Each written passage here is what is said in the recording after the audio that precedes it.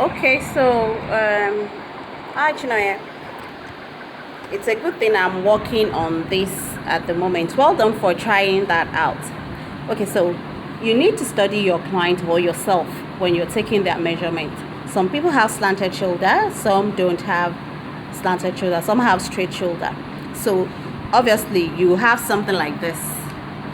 Once you increase the depth of your dart, this part will be longer. There won't be your shoulder level won't be equal anymore, right? So if the person does not have slanted shoulder, all you have to do is cut this part off, and I'll show you here.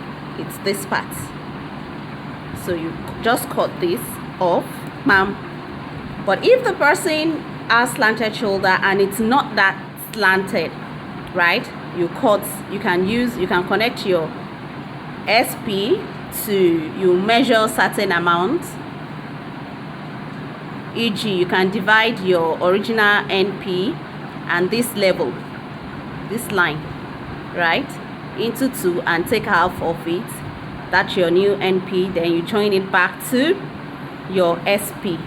Or if the person has a very slanted shoulder, then you have to add paper like I've done and connect your NP, your SP to your NP. That means you have to fill this in here.